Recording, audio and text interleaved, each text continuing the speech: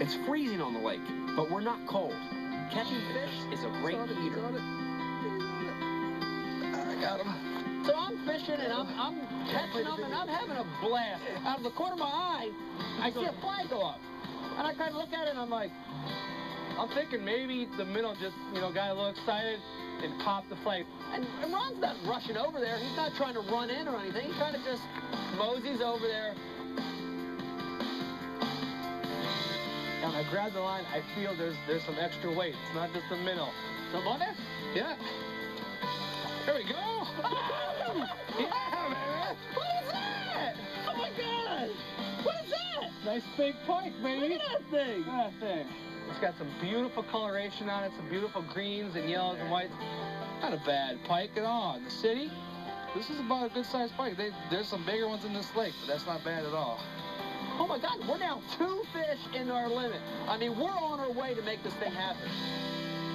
There you go.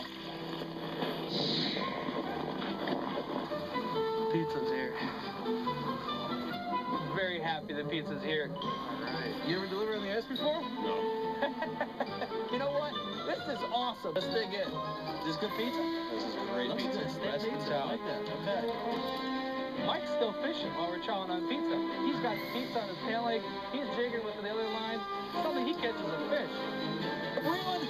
I know the slice of pizza falls on the ground. Oh, my pizza fell. Still eating it.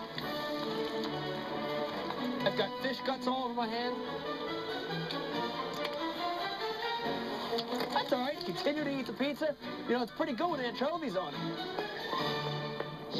We're ready to go. We're about 3.5 hours into the day. We make a decision. We're going to leave this spot. These lakes in the city, you can only walk across them. You can only use foot power. We're going to fish by the bridge. It doesn't look far, unless you're pulling a sled across the ice. Now you're pulling 800 pounds. You're tired, you're hot, your muscles are strained, and your heart's beating 100 miles an hour because you're tired.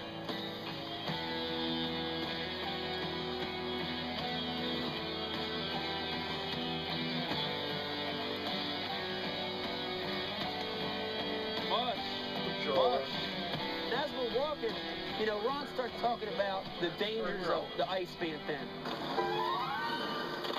Oh, that's what's going on. And I start getting paranoid, and I start looking around. That really white color stuff is not very strong. We see these mounds, these little buildups. Is that what that is? Cracks? Yeah. That's where ice is heaved. I want to catch fish, but I don't want to catch fish that bad, man. I don't want to be a polar bear swimming around here. If we get thin, I'm going to say lay low. Crew and I decided we're going to try to play a trick on Mike. That means basically go down on all fours. See if we can convince him that the ice is cracking up around us. See if we can get him to freak out, maybe take a dive. I hear Ron say, stop, stop, wait a minute, don't move. And I go, uh-oh. I'm just worried about some of that goofy area up there. You want to go on ahead, or you want to... It's up to you. And all of a sudden, look over at Ron, I'm like, wait a minute. I see the other camera guys just kind of nonchalantly walking around. I know I've been duped, man. You know what?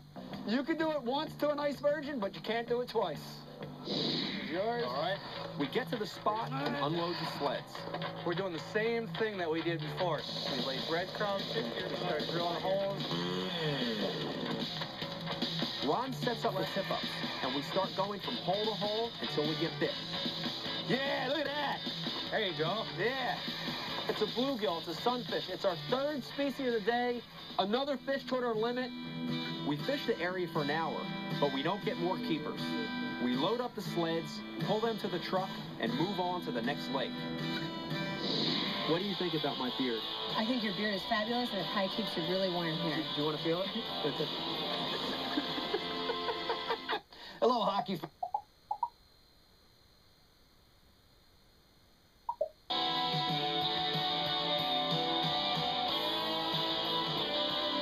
Ron Hustvedt is teaching me to ice fish in Minneapolis.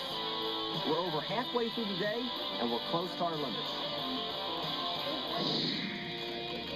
We drive a short distance from Lake Calhoun to Lake Harriet. So we get to Harriet, we do the same thing with... Wow. We unload the truck, drag the sleds across the street and onto the ice. That is a pretty shot at the city. This sled must have gained about 100 pounds. I can feel my legs. They're just feeling like jelly. We drill some holes and drop the transducer down. Nothing. No signs of It's life. a dead zone.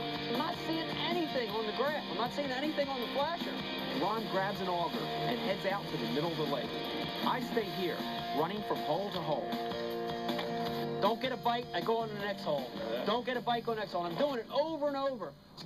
Dusk is setting in. It goes from cold to colder. And when you drop 10 degrees from 15 to 5, it's amazing how big of a difference that is. We fish for over an hour without getting a keeper. Ron walks back to the sled and pulls it to a new spot. I walk from hole to hole.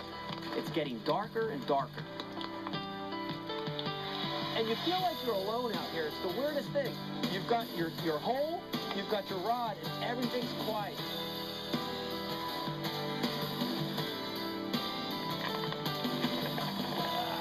I make my way to the shelter. The Minneapolis skyline is glowing in the distance. A few lake houses still have their Christmas lights up. This is definitely more physically demanding than fishing off a boat, I'll tell you that. What's happening over here? We got a tent city going on? Yeah, straight built by FEMA here. You get into this little cubicle, and there's seats in there. I sit down, I'm like, wow, this is cool. I got smoke coming off my hands. Yeah. And this is to a lot of Minnesotans, a lot of people ice fish. This is what ice fishing is. Yeah, we're right on the edge of For the next 30 minutes, we try to catch a crappie and a walleye. I got it too. 5, 4, But time runs out. We fail to get the city limit. 1. All in all, this was a blast. I would have liked to have caught a few bigger fish. I would have liked to maybe limit out, get our 4th and 5th species on the day. Ron and I continue to fish, enjoying the heat of the shelter and the warmth of the camaraderie. You know, like the Minnesotans say, yeah, come on up here, you know, it's a great time fishing. I leave here with a new appreciation for ice fishing. Will I be back again to ice fish here? You betcha. Am I going to try it at home? Who